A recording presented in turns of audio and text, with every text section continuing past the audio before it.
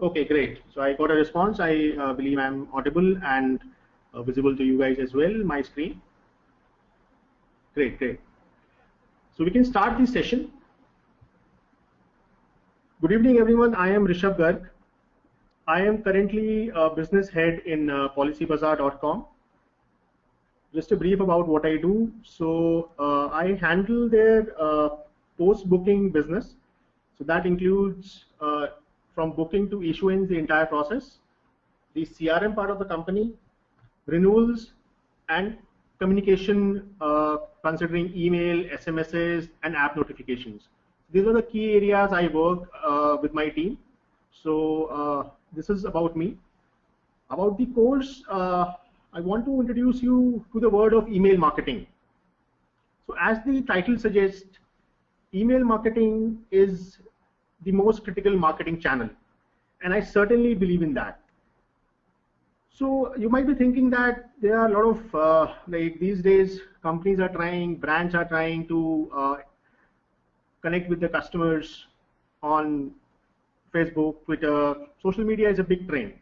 So how come email marketing is the most critical marketing channel? I mean, what makes me think so? So in this webinar,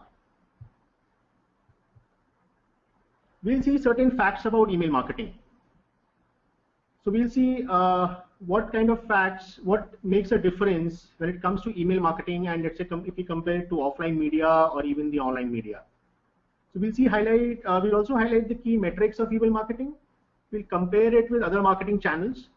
And again, the most important part, what can be the role of an email in influencing customer action? And consumer action can be anything. It can be related to sales. It can be related to service. You can nurture a lead. You can serve your customer better. So any consumer action, what is the kind of role that email plays in it, including sales process? So let's begin with, again, some amazing facts about email marketing, which I have for you. One very important point is that during consumer surveys, whether in US or in India, most of the consumers, they have always been willing to connect with the brands on email. So let's say you called a motor company and you inquired for a car. Like, okay, I want to buy a new car. This is a new model. Can you tell me something more about it? And what are your costs, etc.? What do you charge upon the ex-showroom price? Those kind of things. Now, receiving an email with the entire details makes things easier for you, right? So a lot of people think that interacting on email makes the entire purchase journey more fruitful for them. So that's the reason most of the people ask for their email correspondence. Now let's shift our focus to a very important fact that, again, Facebook is over 1 billion users. You have Twitter around 340 million users as well. But email, in terms of customers, it has 3 times more customers than Twitter and Facebook combined. So that's a very important fact which gets neglected. And again, a lot of people say that in email, even if the number of customers are more, the engagement is higher on Facebook and Twitter. I agree to some extent. Yes, you can engage with your customer on Facebook and Twitter, but there are different resources for it. So for example, Facebook and Twitter, they have their own idea for like Facebook. You don't go to Facebook to see ads or buy a product, right? It's something like TV. When you watch television, you are looking forward to a show. Ads, etc., are targeted to you depending upon your customer profile, depending upon what kind of show you are watching. So those kind of things happen. This happen along with the content. But in email, if the slight difference is that in email, actually you are looking for something. That's the reason you have subscribed to a particular, you have given your email ID to a particular website or a company, because you want something from them. That is one very important reason. So moving on. So why it should matter to you as a business person or as a marketer or let's say a student? Why email marketing should be an important field for you, right? So I think I have a question. Just a second. So we have two questions from Kiran Aryan. Right. So how far it is profitable? Yes, we will discuss some stats on profitability as well. And there's one more question: how can we make a short and effective email that may not make the recipient bored to read? Yes, in fact, not in this presentation, but definitely in our email marketing course, we have almost an entire module dedicated to how to write an effective email and how to make it more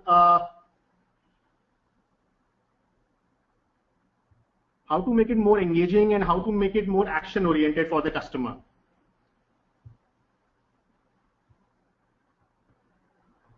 So as I was talking about why it should matter to you.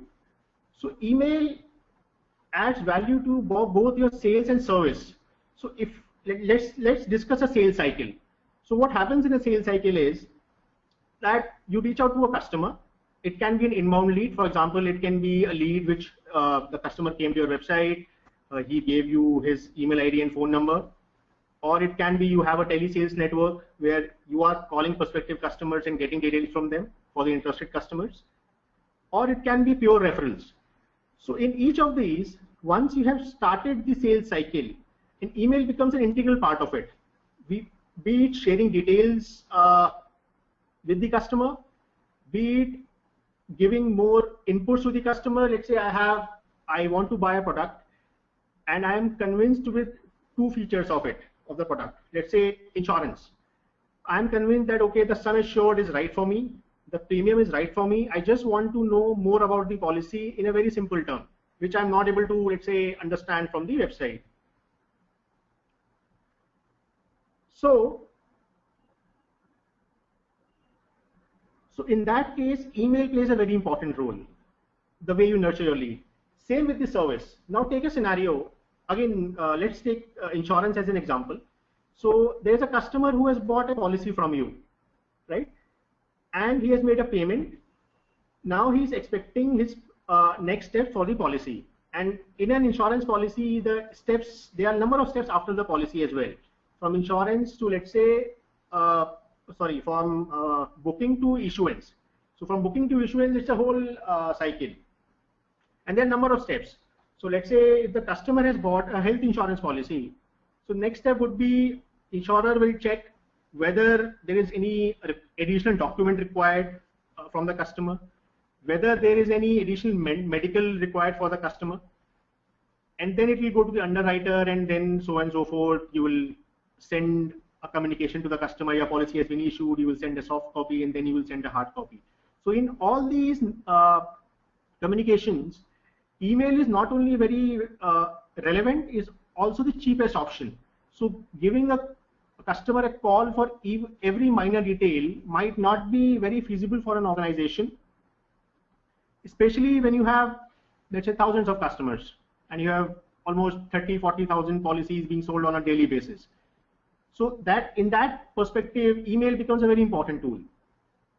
And whatever be your goal in your organization, it can be, email can play a very important role in every goal of your organization. And in fact, in our course that we have going forward, we'll see the different cycles, different kind of business goals that are there for a company, that can be there for the company, and how email fits into every role basically. So it's very important that you align your business strategy with the email strategy. It cannot function as a standalone function of your organization. It has to be what you want to achieve as a business should reflect in your email strategy. And one important myth I want to break, that email is only transactional nature. It's not. In fact, email, like these days, Twitter is being used to promote, let's say, your initial launch, or you want to generate hype around something. Twitter is a very important tool, and yes, it is. It draws engagement, it reaches to a certain people talk about it, yes. But email also plays a very important role, especially if you want to test a campaign, you want to reach out to a set of targeted audience and you want some response. So you can share your campaign, you can include a feedback form into it and get some thoughts. Or if you want to see, let's say you just want to promote your teaser. So there's again, even if you have a teaser on YouTube or any other tool, you can share those things on email and see the response from the customer. So in all these things, email can play a very important role. So let's see how email performs on 3 very important R's. One is reach, relevance, and ROI. So on the reach part, so by 2018, we expect 4.9 billion email accounts. So there is a conception that email is dying, email is overall growth perspective, email is not growing as fast as other mediums. Yes, it is not growing as fast as other mediums, true. But considering the mass it has already, considering the exposure it has already, it's still going at around a 6% per year.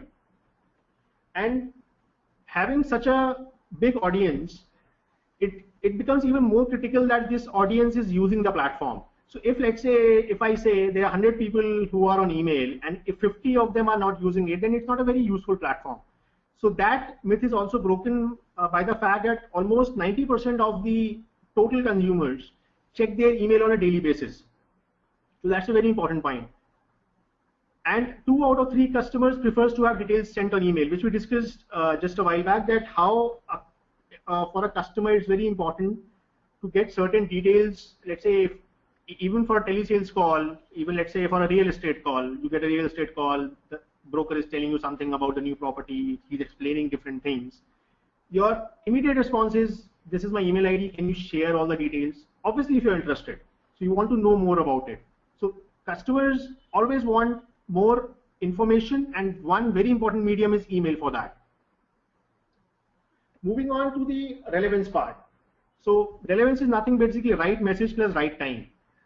So email as a medium, if you see, there is a conception that any marketing company will buy lakhs of accounts, pay money for it, and then send emails which might not make sense for the user. So that thing has changed over the last few years. So now even more and more companies, what they are doing is they are trying to grow organically. So still there are companies who are in the business of purchasing email lists and sending bulk messages, maybe from the telecom data or anywhere they can get their hands on. But generally, growing the importance of a list which you grow organically is much more compared to a bot list. Because when you grow a list organically, your customers have opted for your emails. So it might take time, but it makes sense.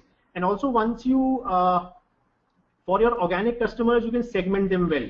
Because you know what they want, what are the kind of life stage they are in. There's a lot of information you have which can help you in putting the right message at the right time for those users. So coming on to the mobile part. So mobile, again, there can be no doubts about this, that mobile is the future as far as marketing is concerned. And it stands true for email as well.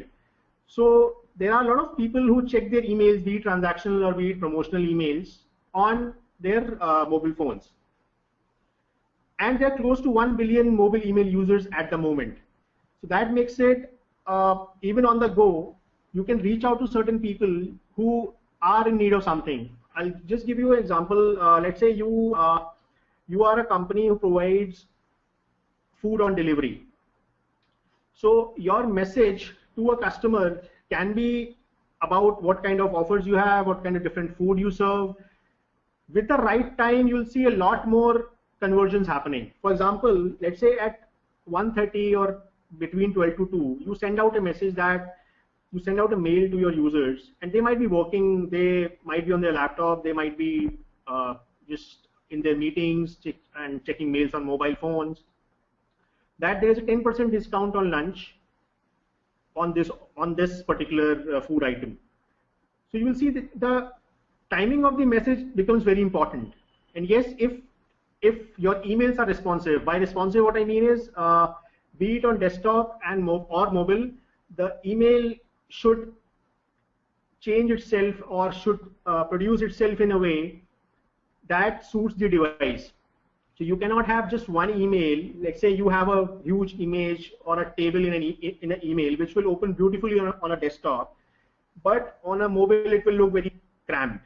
So you have to avoid those things. That's why your email should be very responsive to tackle these, to reach out to these 1 billion mobile email users. Coming on to the brands. So there is a study that says that on an average you interact with your brands, on an average about 10 brands per day you interact with, specifically on email. There are a lot of studies that on Facebook people engage with brands, they like certain brands, but the number is not as high as email. So in fact over 50% of users prefer to interact with brands on mail. So that is again reinforcing the point that I made earlier, that how even from brands who are not entirely transactional in nature, for them also it's a very, very important thing.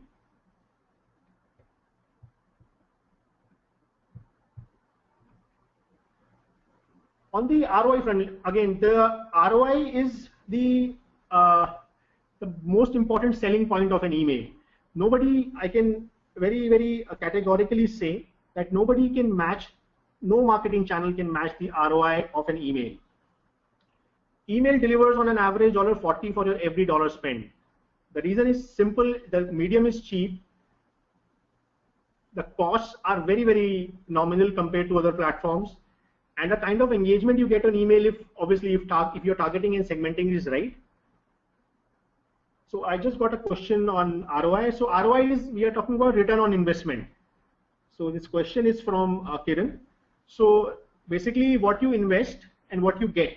So let's say in a marketing perspective, you invest $10 in your marketing channel and you get a lead for $10.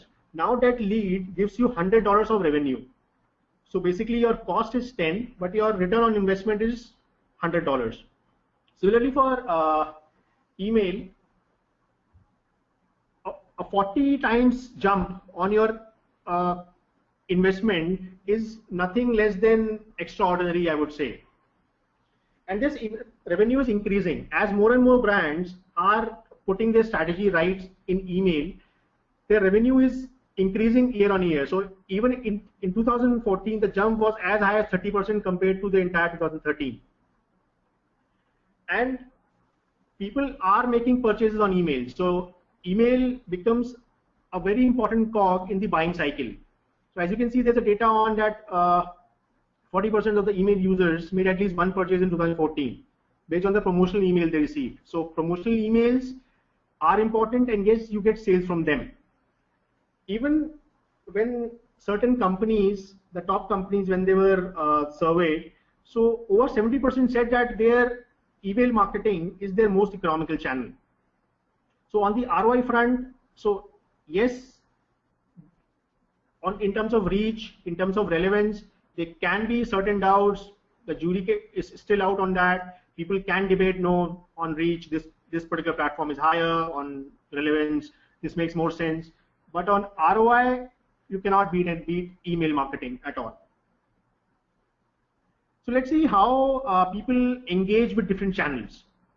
This is just dividing the percentage respondents. So as you can see, email, 40% of the total survey, they were engaged with email. And then SMS, social media comes very close, and it's growing. Social media as a space is growing, and it will.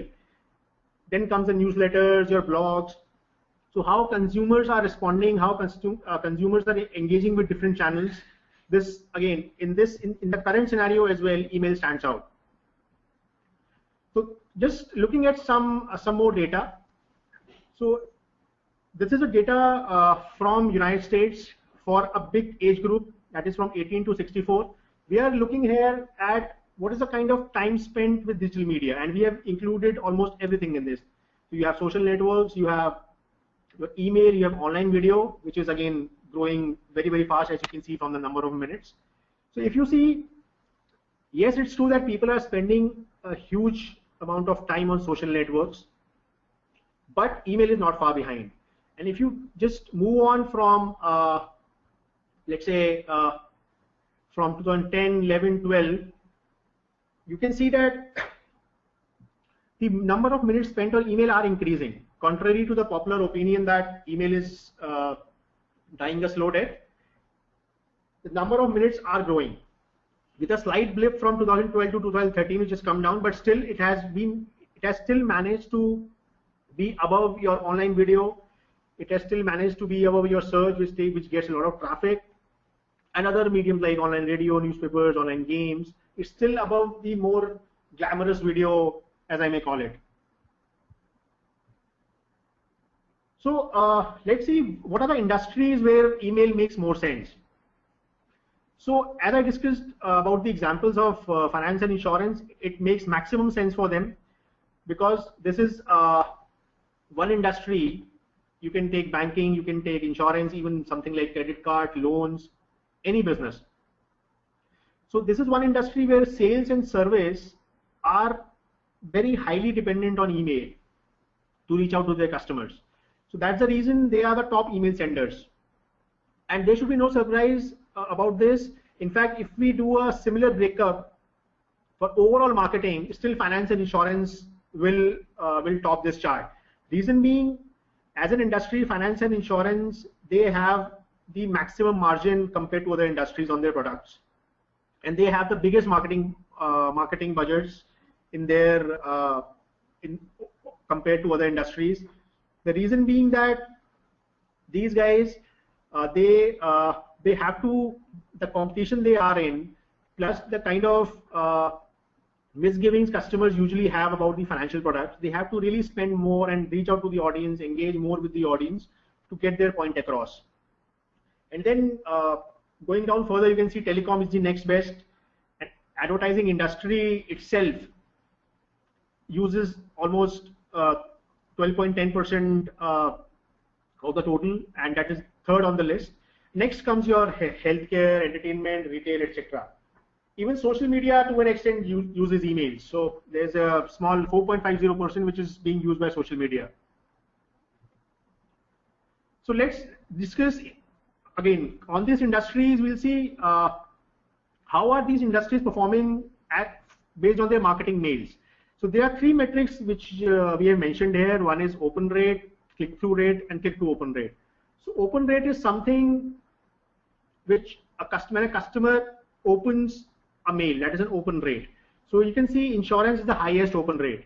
So that shows one thing, that insurance is financial service and insurance. They are spending the maximum money, and also customers are also responding by giving them a very high open rate. So it's not like that they are sending emails and customers are not interested in it. If that would have been the case, their open rate would be somewhere around 10 to 14%, like the other industries. But their open rates are very, very high. Even their click-through rate, and if you look at the CTRs of insurance, if you see, it's pretty on the very, very higher side. Like you have a 7.6% for your click-through rate and 24.1% for your open rate. So these are the two industries that have been there. And even if we move on from these two industries, there are certain industries like CPG, like consumer processing goods. You have your even hospitality, travel, decent open rate, a good click-to-open rate. So these kind of industries are also doing well. So all in all, the message goes out is that even for any industry, it's very difficult to find an industry for which email doesn't make sense. That is the message that I want to drive across to you guys. Moving on, let's start the comparison game with email for a moment. So let's see how the numbers stack up. We just discussed that email has thrice the number of account compared to Facebook and Twitter. Now let's compare with the search engine. Search engines get the maximum amount of traffic. It is widely understood that, and it includes all search engines. It includes a Google, it includes a Bing, Yahoo, everyone. But compared to email, on a daily basis, this traffic is only 1 out of 100 of the total email traffic. So that as minute as you can see. even in terms of bandwidth, what email consumes across the world, all pages view on the web in a day. All pages means all websites, everything across the world. It just consumes only 1/4 of the bandwidth consumed by email. You can see the kind of power email has still when people think that okay, it's not gonna work well, email will be no more very soon. So let's see how it compares with their offline counterparts. Let's talk about some measurability of different mediums. For example, television. Television is a mass medium, no doubt about it. It is a very important medium to reach out to a very large audience at a time. It also required a lot of money. But the shortfall for an TV is there is no view for who is watching your ad. And everything is decided based on a comparative rating system to evaluate how many people it reached. So it can be in terms of your TV rating system like per 1,000 or just comparison ratio like 3.9, 4.9 compared to others. So it doesn't give a very clear picture to what actually happened to your campaigns. Now the second very important is direct mail. So through direct mail, you know who is receiving your mails. That is for sure because you are mailing them to your customers with their addresses and phone numbers, etc. But you have no view if the mail has been delivered or has been read by the receiver. Whether it has reached the mailbox, it is just lying in the mailbox, or it has just found the dustbin as it reached the customer. It has opened or not, no idea. So this is one shortcoming that direct mail has. Coming on to the email, the kind of technologies we have as of now, you can view who all received your email. You have the list, you have customer profiles based on your segmentation. You can view how many people opened it, clicked it, and within the email, what they did with your email. So let's say you have 4 links in your email. Let's say you are a electronics company and you have sent a mail to a customer with 4 different mobile phones and 4 links. So you can actually see in which phone the customer was interested in. You can actually get the data on that, okay, there's a particular iPhone which customer clicked on and reached the landing page. And you can then do a back analysis that I sent mail to 100 people with the same 4 mobile phones. Most of the customers were interested in this and reach the website using this particular phone, and then you can have a strategy based on that. Just before we move on, we have I'd just like to take a question. So there's a question that I think from Aryan, Kiran Aryan. Is there any proper format that to convert an email into a lead? Yes, there's a whole sales cycle which involves converting a lead to a conversion. So again, we'll be having more discussions on it on the lead to conversion cycle in our course, which will begin very shortly. And there, I just got sorry, just a second.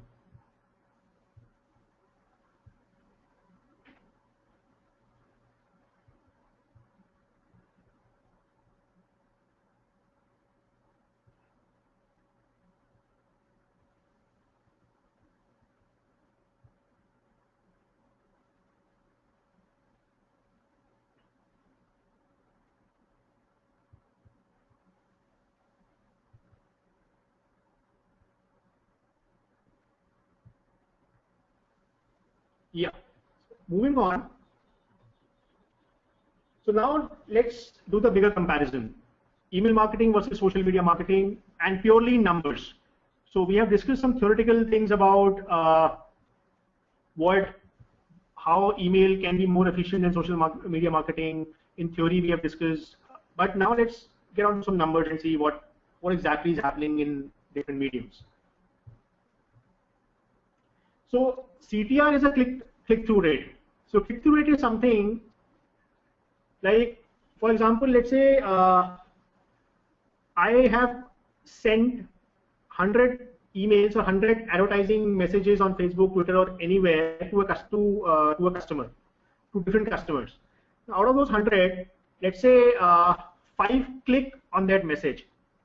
So CTR for that particular engagement for that model will be 5 out of 100. So that's the CTR.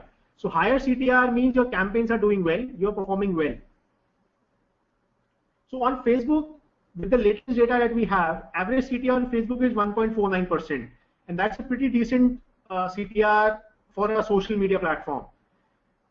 On Twitter, the CTRs are slightly higher because the customers are slightly more engaged on Twitter, so it's 1.64. But nothing in comparison to email, where the average CTR on email is around 5.2%. So it's almost like triple of what you have on Facebook or Twitter. That's the kind of CTR that you get. And CTR is a very important metrics when you are tracking your campaign on online. So be it your search engines, be it your social media campaigns, even your YouTube campaigns, companies target CTR as a very important, very important medium.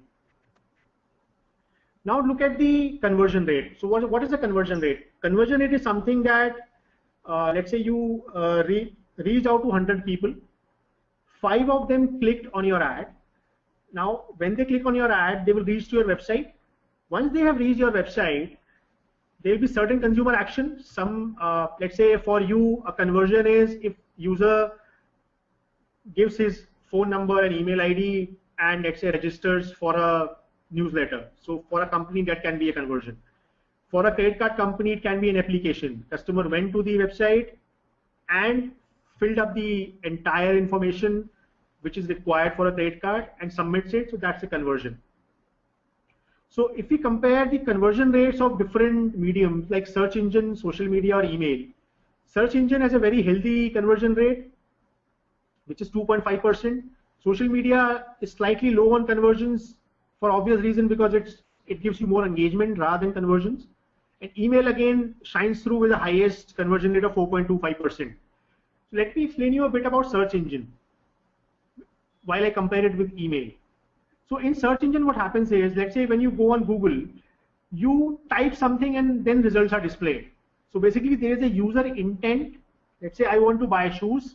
I will type buy shoes and then I'll get to see 2 ads on the top and then the organic results. So the top 2 ads are based on my query. So I have typed buy shoes. So those ads will talk about shoes. They will not talk about bags or shirts or jeans, etc. So there is a user intent, which in turns, if you give the right kind of ad to a user, he will click on it and maybe what he wants, he'll get it. So that's the reason this 2.50 figure becomes very important, because that is derived from a user intent. Now, email is still beating the user intent and getting a conversion rate of 4.25%. That shows how effective the medium is. So whether, as we discussed, whether it's your initial reach, you're creating buzz, you're engaging with the customer, and finally, the most important thing for a company, conversion, email still stands very strong ground on that as well. Moving on, see, all mediums are important in their own way. So we cannot just say that email is doing everything for us, so we'll ignore all your Twitter and Facebooks and everyone. So these mediums have different purposes. So let's analyze the purpose of Twitter and Facebook before we get into the purpose of email. So generally, as far as Twitter is concerned, people use Twitter to find interesting things. So when you follow somebody on Twitter, you follow that somebody because you want to hear something from that somebody. It can be your Prime Minister of the country, it can be your favorite actor, actress, your favorite sports star, or any other channel that you want to explore. So you want to hear from somebody, you like their views and you want to hear more from them. So that is one way.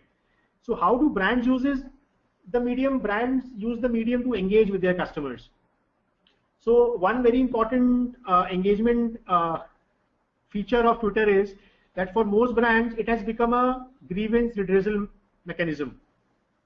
So basically, let's say if I bought an Airtel connection and there is some problem in it, I'm not very happy with that connection.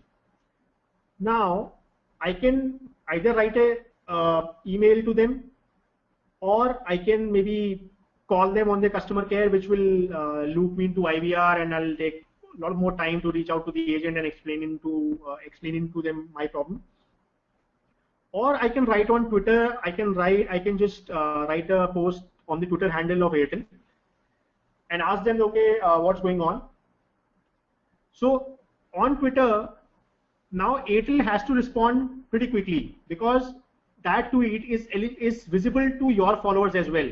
So a lot of people can see that this person is facing a problem with Airtel, right? So when you so it becomes, the onus is on the company to respond pretty quickly. So that's the reason Twitter becomes very important for these kind of conversation. Also, if you want to run a contest on Twitter, so you can do that. So if you are able to trend your hashtag pretty well during a day or for a whatever time your promotional activity is going, then you can engage your users by giving some decent content. They'll participate in it, and that will spread the word. So these are the kind of things that Twitter can be used for. Now coming on to Facebook. Facebook is generally people used to primarily interact with their friends and share their stuff. So you go to Facebook to see what your connections are doing, what all places they have visited, what was the recent review that they wrote, something like that. So what other people are doing, mainly your friends and your family, etc. Now, as far as Facebook ads are concerned, brands have been using it lately for the past 1 year or so to put relevant ads to attract user attention. So over a period of time, based on the data, they figure out, okay, what kind of user behavior you have, what kind of things you like based on your posts, etc. So based on that behavior, they try and give you relevant ads on the right hand side or in the middle. So that is so as a medium, it helps in getting attraction. But again, the sole purpose of a Facebook ad should not be to convert that user and make him purchase something. It should be to reach out to your users and tell them what they are doing, what you are doing. So communicate with the customers rather than put them under a bracket that, okay, now it's time for you to buy. So that kind of behavior should be discouraged.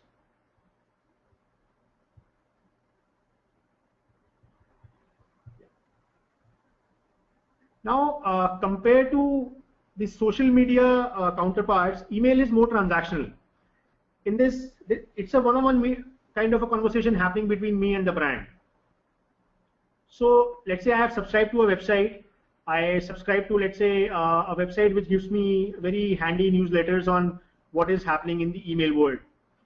So instead of, and let's say I respect the views on the website, which I respect the content, I just like the content and the people who create that content. So for me, that becomes a one-stop shop for my engagement with that company and knowing more about email marketing. So maybe if I'm religiously following the post that they are sending to me, maybe I won't even go to Google to search, okay, email marketing and more, or what is happening latest, if they keep on serving me. So I become a very, very long time customer for them if I'm getting the right information from them. So that kind of conversation is here, and the transaction is happening between me and the brand. And again, in the sales life cycle, you can send a very appropriate message to a customer depending upon where the customer lie at a particular stage. So a customer can be just a lead from and the lead can be just without any information.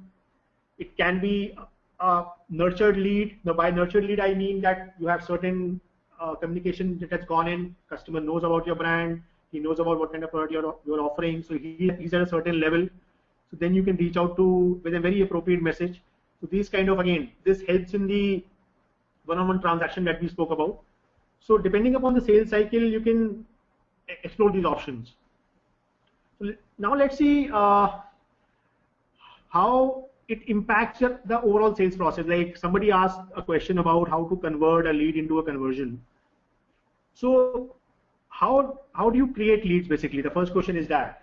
So what are the different ways that lead is created? You can have a telecalling network. You might be reaching out to your customers through video conferencing. That is primarily B2B. You can be setting up meeting in person, which is a very common thing in banking and insurance. So wherein a personal touch is required because products sometimes are very complex for the customers. They're not able to understand what is happening with the product.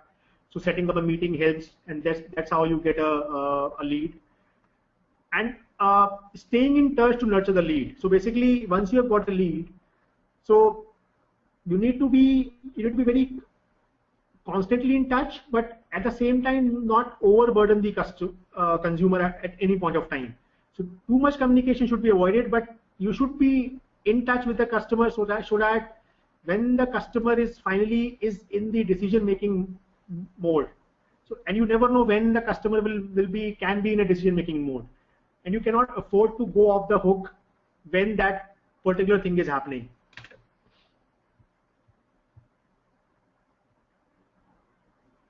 So, so we discussed about how you set up a meeting, how you nurture a lead, etc.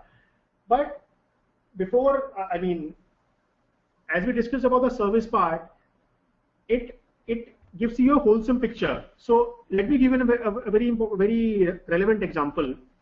Let's say you have entire communication stored for your customer starting from lead to conversion to post-service, to post-sale service, etc. Let's say you have the entire conversation with the customer. So next time when you are reaching out to the customer or a similar customer with a similar background, you know what were the hurdles that you had to cross to convert this customer, because you have all these conversation or communication documented with you at your backend, and you are churning data, you are using the data to come out with a very relevant information which can help you in making business decisions. So these kind of customer specific profiling and then reaching out to the similar customers who will fit those profiles can boost your sales, which you cannot even imagine the kind of scale it has. So when we talk about big data and all, these are the things that constitute the big data and then the decision making.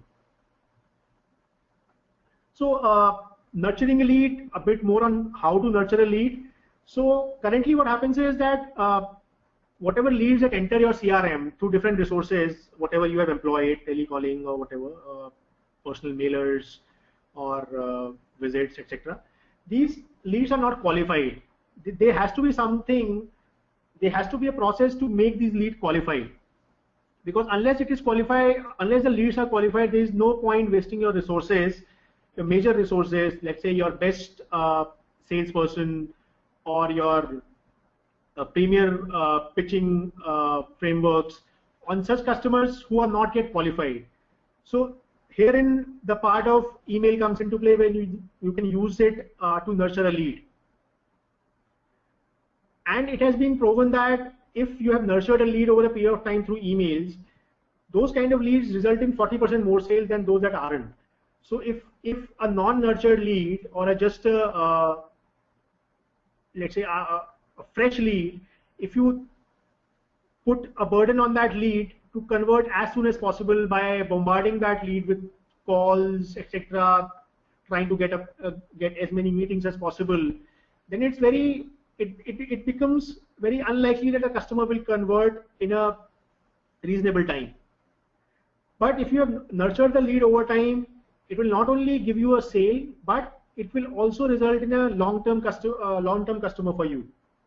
So that's the place where nurturing becomes very important.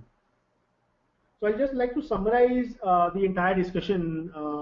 So as we discussed about email, about different processes, so as an industry or as a company, in any company, email is a sort of neglected kind of a division. So be it content, be it your creating list, so it requires a lot of investment in terms of people and as well as resources to get your email marketing right. So your email marketing cannot be set right if your business strategy does not stand along with your email marketing. So as a marketer, as a student, or let's say as a business person, you need to understand what you want from your email. What are your goals from your business, and how email can assist you in that. And in this course of email marketing, we are trying to tackle exactly that, so that the person who goes through this course, he is able to understand every nitty-gritty of email marketing. He can add value to his organization by bringing in very valuable perspective of email marketing, and even telling your organization that your current structure is not right as far as email marketing is concerned. And it can be something, for example, a lot of companies, what they do is, which I have seen in my experience, that they take the content work for email very lightly. So it's like that, okay, now we want something, so just ask the brand guy, whoever is handling the content in the brand team, just ask him to make 4-5 mailers. So ideally, it doesn't work like that. Along with the content, triggers are very important. By triggers, what I mean is, you define, okay, at what stage, what kind of communication you want to send. So it should not be a very ad hoc basis that, okay, customer asked for a brochure, so let me just send a brochure with some text in it. If customer asked for a quotation, let me just send a quotation with just very minimal text in it. So it doesn't work like that. So the kind of philosophy you have to build in your organization and in your marketing team, that you need dedicated people for content, for planning, specifically for email, so that your email marketing can realize its full potential. And I can tell you the potential is very, very huge. Even companies like Oracle, they are such big shots in the industry. They dominate the market, but for them, email is a very essential tool for their B2B perspective. So the kind of money they spend, the kind of focus these kind of companies have on email is immense, and ideally it should be replicated across other organizations as well. So we have about I think 10 to 12 minutes. So if you have any questions, please, I would love to answer your questions. Let me see what other questions have been asked already. So there's a question from Shubhra Gupta, that pitching mails and email marketing mails are same.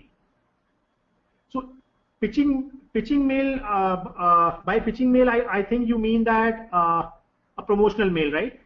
So promotional mail is a part of email marketing.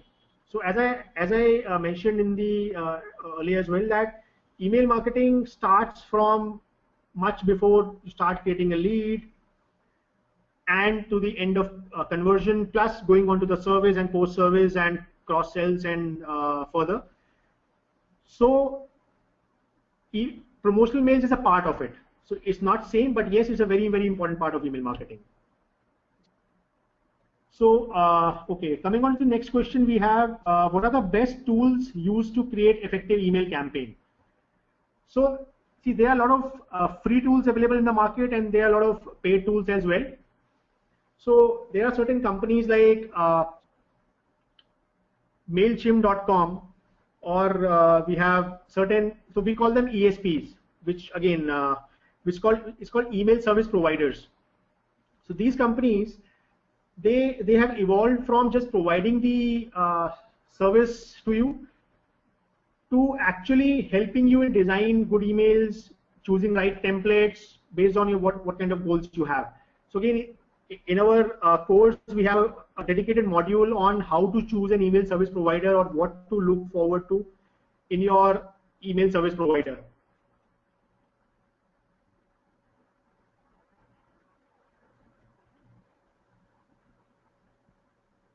There's a question between in-person and email, which is better way of networking.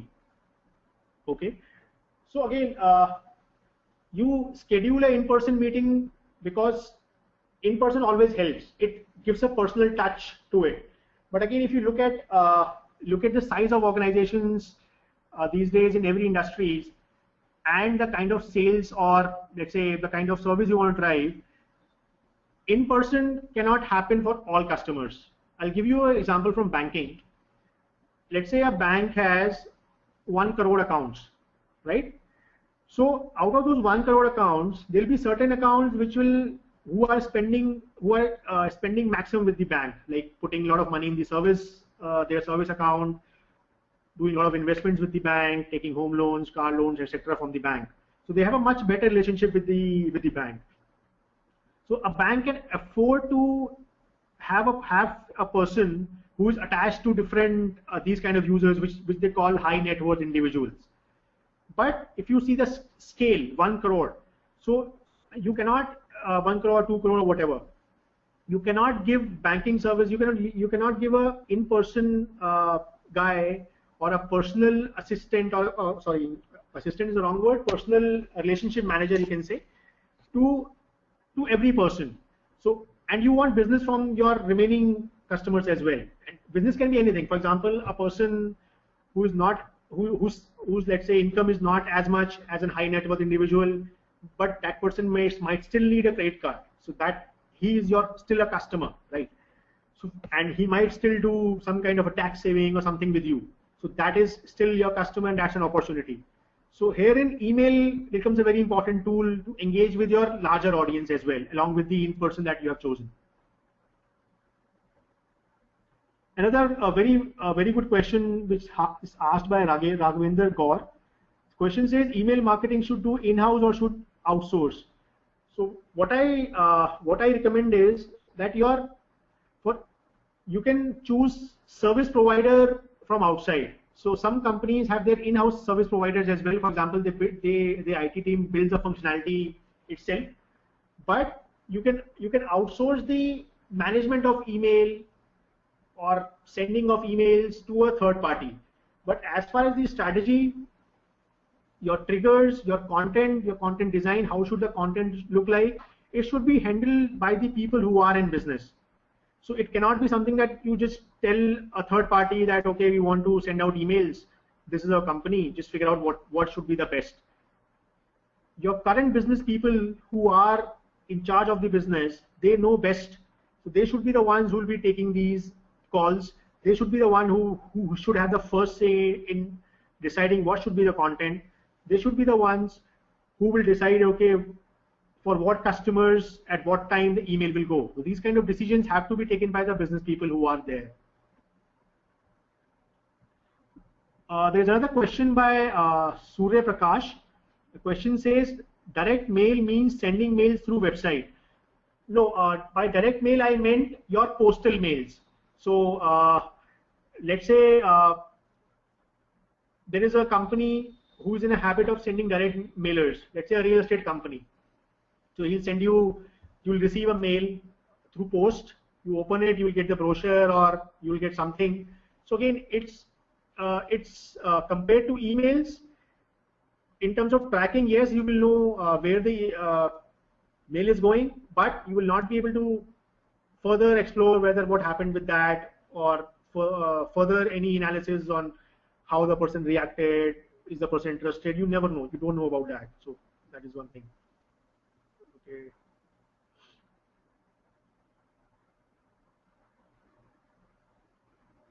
Yeah, so there's one question, and I think it's a very good question by Praveen saying, how to face challenge of having email to be very small to not make customer client bored or exhausted?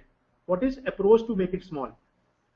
Yeah, so again in this, it's not about if the email is small or it has too much text. It has to be a good balance. So currently, the kind of functionalities that are available with different email service providers, you can have a text kind of an email, you can have text with images, you can have an HTML kind of format, you can include a lot of links. So the overall design should look very, very pleasing to the customer. At no point of time, it should look like a design which is very crammed up or which doesn't have any relevant info. So there are some rules of thumb, like ideally you should have one call to action in an email. So you should, what you want from an email should be one thing. Like it should not be that you buy as well, you upgrade your plan as well, should not be that approach doesn't work. So asking for consumers to take too many consumer actions in an email is a wrong strategy. One call to action, simple layout, and a clear message. That should be your strategy to make your again make your email very engaging and for the client less boring. A question has come up from Sudhanshu Agarwal. It says how to generate an organic emailing list. So yes, organic emailing list by virtue of it means that somebody went to your website, somebody signed up for your subscription, and gave his information like name, email ID, phone number, whatever. So that's how an organic email list is built, and it's a time-taking process. And yes, in our course, we have dedicated section for how to build an organic email list, what all goes into it, and how to and what are the challenges in building an organic emailing list. Because, as I said, it's a time-taking process, and you need a lot of patience. So, to build an organic emailing list and using it very, very critically, or using it to your full advantage, is something your email program should strive for. So, your ultimate success will depend on, let's say, if your benchmark is 1 year. So in 1 year, what was the size of organic email list you started with, and what was the size you ended up with, and how thorough your segmentation is. So that is one criteria. Let me see if I have more questions. Just a second.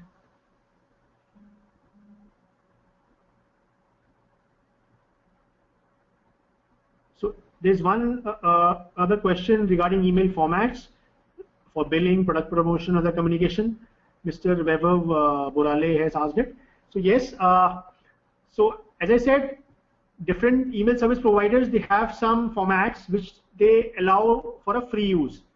And also there is a paid subscription in which you can get more advanced layouts for different goals that you have, let's say for billing, a product promotion, or other communication that you have mentioned. These companies have those kind of resources which is available both on free as well as paid. It's a question from Bhimrao Ambedkar. The question says, which is the best time to send emails? So again, it entirely depends on what business you are in. So let's say if you are into home delivery services of food, so your most important time is typically lunch times in offices, maybe evenings as well. So those are the best times for you. If you are a company who delivers something at night only, something like that, so your timing will change, and depending upon the consumer as well. So if you are asking this question based on at what stage consumer is, then yes, you need to analyze at what stage a certain segment of consumers are in currently, and then you should reach out to them with your emails. But generally, if you're talking about general time frame, then for the office going people, it is understood that first half of the day, that is typically before the lunch time, email reading is generally seen to be very high. So it's a good time to reach out to those kind of users who are working in offices. Because post lunch, in maximum offices and maximum companies, it's sort of a meeting kind of a period. You meet people, you have your VCs, etc. scheduled. So as far as daytime is concerned, your first half of the day becomes very crucial. Now, Praveen Singh has asked a question: why is email marketing not being taught in colleges? So yes, it's a very good question. I mean, in fact, not only email marketing, colleges across, at least in India, I can say that they are waking up to the reality of internet marketing. So yes, in different colleges you might see a subject called internet marketing, but the kind of content it may have will still leave a lot to be desired. And email marketing usually becomes a very small part in that overall scheme of things. Even when they are teaching internet marketing as a course in a college, they are usually more inclined to social media. And in fact, they'll talk less about the marketing and they talk more about the platforms. I hope you are getting it. Basically, they spend most of their time in explaining what is Facebook or what is search market, what is search, instead what a brand can do. So those kind of things. And again, if you in the pecking order, email gets left behind because of this stepmother treatment that it gets from colleges.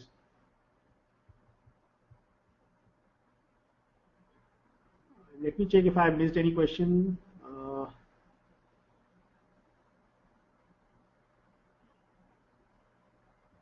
Surya Prakash has asked, mass mailing is the right process to do? No, it is not. Mass mailing should be your last option. Mass mailing can give you a reach, but the kind of engagement that you are expecting, you will never get from a mass mailer. And specifically, if that mass mailer is bought by you from some other company, let's say a telecom company or some other insurance company, you have bought that data and you are not sure who your end customer is, then it's a very bad strategy, and you might end up your emails over. If you continue with that strategy, you might end up reaching in spam more often than not. So mass mailing can work if you, let's say, if a new car is being launched and you just want to announce to the world that we are launching a car. So in those respects, yes, mass mailing can make sense. You're just telling the world, you're not bothered who's your customer or not. You're launching a car on a particular date, you just want to announce to the world. Yes, it can work, but over a period of time, if every quarter you are using that strategy for everything, then it will eventually fail at some point of time. So I'm afraid we're just running out of time a bit. I'll just take there are a lot of questions. I'll just take one last question.